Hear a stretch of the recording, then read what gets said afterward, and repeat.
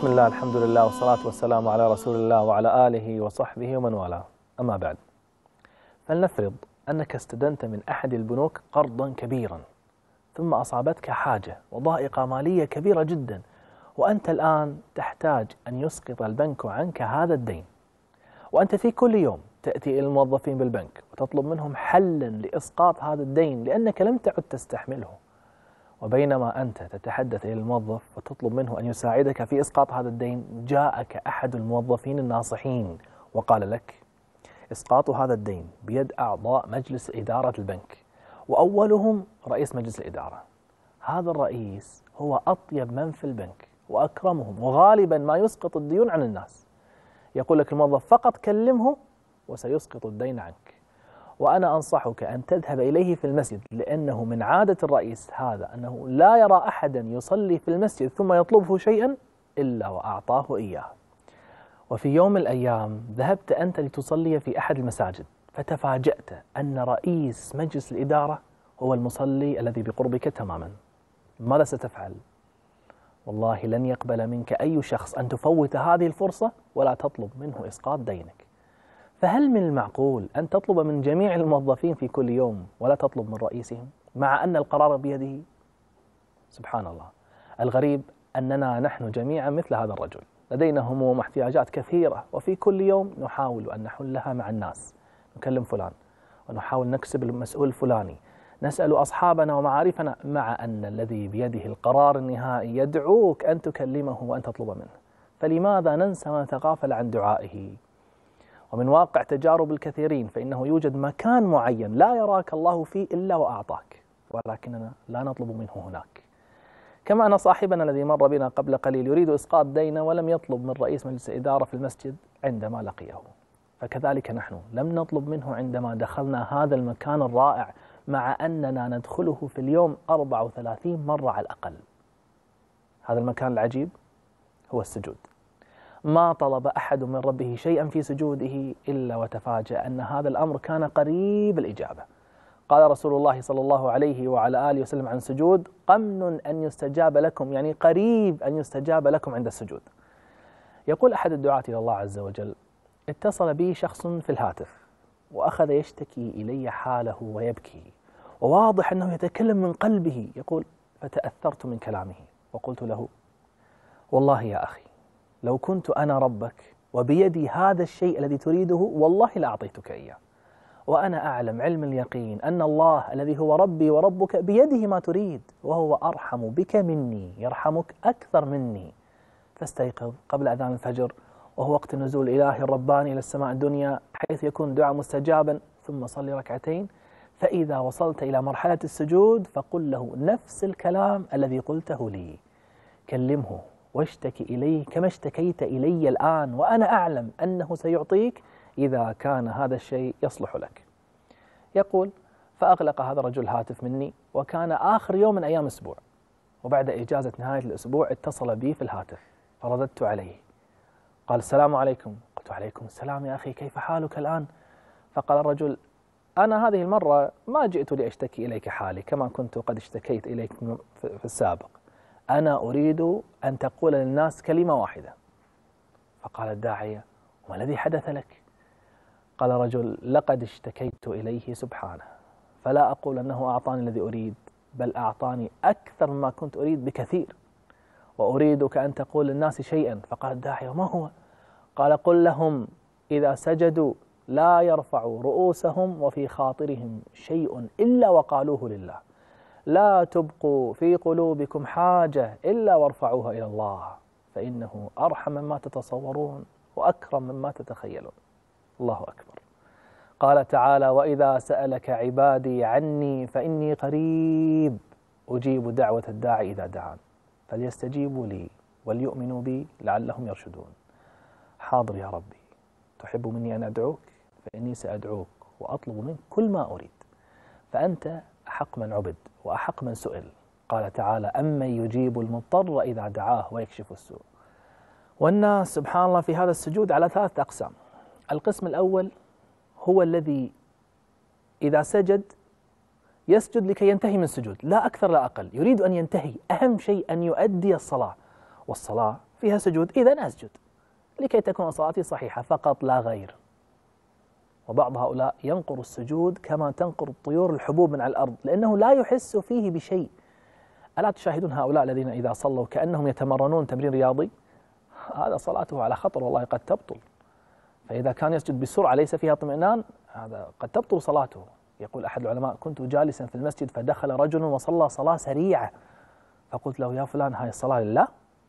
فقال: نعم. فقال العالم: والله لو أن هذه الصلاة كانت لي، تريد أن تهديها لي، والله ما قبلتها منك، فكيف تعطيها لله؟ أما النوع الثاني من الساجدين هو الذي يسجد باطمئنان ويقول الأذكار، يقول سبحان ربي الأعلى، سبحان ربي الأعلى، ولكنه لا يدعو. هذه خسارة. نعم يجوز، هو لم يفعل شيئا خطأ، ولكن فعلا خسارة. هذا حاله كحال موظف يعمل في قسم الاستقبال في المستشفى، وقد أصابه مرض في يوم من الأيام، فهو يذهب إلى العمل في كل يوم ويمشي مسافة طويلة لكي يصل المستشفى وهو مريض، ويبقى طوال اليوم بالمستشفى، ثم لا يطلب منهم أن يعالجوه، ولو طلب لعالجوه بالمجان. أنت موظف عندهم، تكلم، ولكنه لم يفعل. هذا عمله صحيح ودوامه صحيح، ولكنه خسر العلاج المجاني. وكذلك الذي يسجد ويقول أذكار ولكنه لا يدعو الله في سجوده، صلاته صحيحة ولكن ليست كاملة. أما النوع الثالث فهؤلاء يعيشون أحلى لحظات اليوم في السجود، لدرجة أنهم يشتاقون إلى السجود. كلما أحزنهم شيء كلموا مالك الملك مباشرة، بلا حاجب ولا سفير ولا وزير ولا شيء. إنهم الذين يكثرون من الدعاء في السجود. قال تعالى: وقال ربكم ادعوني أستجب لكم، فلما دعوه فعلا استجاب لهم. ولهذا فهم يشعرون بالراحة في كل سجدة حتى قبل أن يتحقق لهم ما يريدون. كما أنك إذا اتصلت بأعز الناس إليك فذكرت له مشاكلك وأحزانك فستحس بقليل من الراحة بعد أن تخرج شيئا مما في قلبك. فإذا كان هذا يحدث لك مع المخلوقات فمن باب أولى أن تشعر براحة أكبر بكثير عندما تقول نفس الشكوى لخالقهم الذي بيده كل ما تريد وأكثر ما تريد. كلم ربك في السجود، كلمه، فإنه سيستمع إليك إلى أن تنتهي من شكواك وسيستجيب دعائك.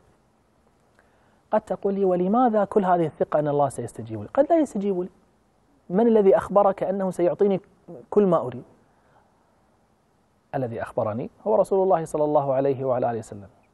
قال رسول الله صلى الله عليه وعلى آله وسلم: ادعوا ربكم وأنتم موقنون بالإجابة، أكيد سيستجيب لي، إما أن يعطيني الذي طلبته بالضبط، أو أنه سبحانه سيعطيني أكثر مما طلبته. وإذا كان الذي طلبته سيضرني من حيث لا أعلم فسوف يبعده عني ويعطيني البديل الأمثل. علاوة على الحسنات سوف تكون يوم القيامة مقابل هذا الدعاء. فماذا نريد أكثر من هذا؟ ما أجمل السجود. هنيئا والله لكل من ذاق. السجود عظيم. السجود من أهم القرارات التي تتخذها في حياتك، أن تسجد. لهذا جعله الله سريا، لن يسمع صوتك فيه أحد إلا الله. التكبير مثلا مسموع، القراءة تكون جهرية في أغلب الصلوات، الدعاء في صلاة الوتر مسموع جهري. أما السجود فبينك وبين الله، فكلم ربك فيه، لأن السجود عبارة عن حديث خاص بينك وبين الله تعالى. وأنت قد تعبت إلى أن وصلت إليه بعد كل هذه المقدمات. أي مقدمات؟ ألم تعلم أن ما يسبق السجود من أفعال وعبادات وأعمال كانت مقدمة له؟ يعني كما أن الوصول هو غاية المسافر وكل ما سبق كان مقدمة له، كالحجز وتأشيرة وتذاكر وشحن الأمتعة وختم الجوازات، حتى ركوب الطائرة ودعاء الركوب، كل هذه الأشياء كانت مقدمات ووسائل للغاية الأهم وهي الوصول إلى البلد. فكذلك السجود.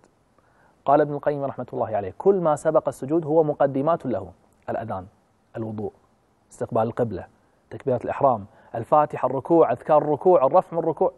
وأذكار الرفع من الركوع كلها مقدمات وتهيئة من أجل الوصول إلى الهدف الكبير وهو الدخول إلى السجود. لأن الوصول إلى السجود ليس وصولا إلى الأرض، بل هو في الحقيقة وصول إلى السماء. قال رسول الله صلى الله عليه وعلى آله وسلم: ليس من مسلم يسجد لله تعالى سجدة إلا رفعه الله بها درجة تصل إلى السماء فتقترب من إلهك الذي تسجد له. قال رسول الله صلى الله عليه وعلى آله وسلم: أقرب ما يكون العبد من ربه وهو ساجد. أهم شيء في الصلاة السجود. لهذا لاحظ كيف أن كل ركن من أركان الصلاة أنت تؤديه مرة واحدة في الركعة الواحدة إلا السجود. لا تصح الصلاة إلا إذا ضاعفته، فيجب أن تأتي بسجدتين. وربنا سبحانه يساعدنا في السجود لكي يكون دعاؤنا مستجابا. كيف يساعدنا؟ انتبه معي. الدعاء لكي يكون مستجابا فإنك تبدأ قبله بأحد مقدمتين اثنتين: إما الثناء على الله، وإما أن تبدأ مقدمة الاستغفار. فالثناء يعني أن تمدح الله وتحمده وتمجده، ثم تبدأ بالطلب. مثلا: اللهم أنت ربي لا إله إلا أنت خلقتني وأنا عبدك وأنا على عهدك ووعدك لاحظ الثناء والتمجيد. أعوذ بك من شر ما صنعت، أبوء لك بنعمتك علي وأبوء بذنبي فاغفر لي. بعد كل هذه المقدمات أتت هذه الدعوة: فاغفر لي. وأيضا إذا أردت أن تقول برحمتك أستغيث، فأنت تقول قبلها مقدمة، تقول: يا حي يا قيوم برحمتك أستغيث. أولا ثناء ثم دعاء. هذا هو النوع الأول من المقدمات. فجعل الله لك الثناء قبل الدعاء إجباريا في الصلاة. أليس الدعاء يكون في السجود؟ طيب، ماذا يوجد قبل السجود؟ الركوع. ماذا تقول في الركوع؟ سبحان ربي العظيم، ثناء. ثم ماذا تقول؟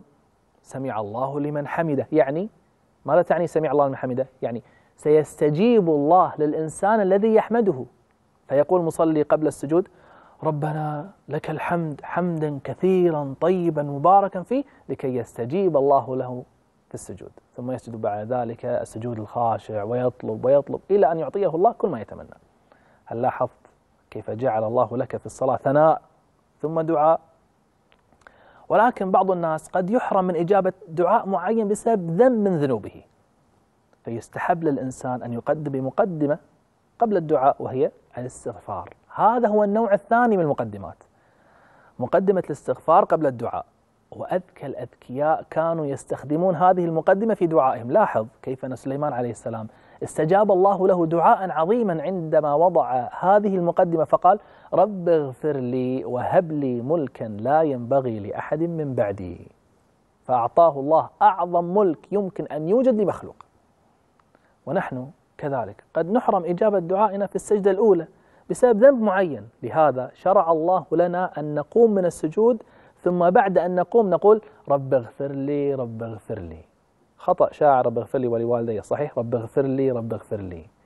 لعل هذا الذنب أن يسقط، فإذا لم يستجب لك في السجود الأول بسبب الذنب، فإنه الآن سيستجاب بعد أن استغفرت وقلت رب اغفر لي، فتسجد فيستجاب لك في السجدة الثانية. لقد رسمت الصلاة بترتيب عجيب يحمل أسرار لا تخطر على بال أحد، ويوجد المزيد من هذه الأسرار، منها ما عرفناه ومنها ما لم نعرفه. إذا سجدت فيجب أن تجعل 7 أعضاء تلمس الأرض. العضو الأول والثاني هما اليدان، العضو الثالث هو الجبهة مع الأنف، العضو الرابع والخامس الركبتان، العضو السادس والسابع القدمان. واحذر أن ترفع إحدى قدميك عن الأرض في السجود، فإن ذلك قد يبطله. ومن المستحب أن تضم قدميك أثناء السجود، وأن تكون الأصابع باتجاه القبلة. وكان النبي صلى الله عليه وعلى آله وسلم يباعد بين ذراعيه في السجود، وهذا يكون للإمام والمنفرد. أما المأموم في الجماعة فلا يستطيع ذلك لكي لا يؤذي جاره في الصلاة. ومن الخطأ أن يكون المرفق ملاصقا للأرض، فلا تضع ذراعك بالكامل على الأرض، بل ارفعه للأعلى. وإذا جلست بين السجدتين فمن الأفضل أن ترفع الرجل اليمنى وتجعل أصابعها باتجاه القبلة، وأما الرجل اليسرى فتكون بهذه الطريقة، وهذا مستحب. إذا لم تستطع فلا بأس. أما اليدان فيكونان عند الركبة.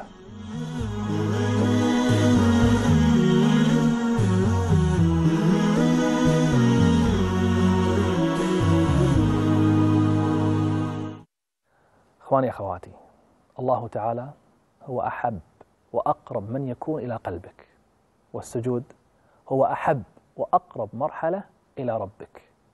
فإذا أتيت إلى أحب من يراد وقد فعلت له أحب ما يريد، فلا شك أن الإجابة ستكون أقرب إليك من حبل الوريد. لبيك يا أقرب من الحبل الوريد.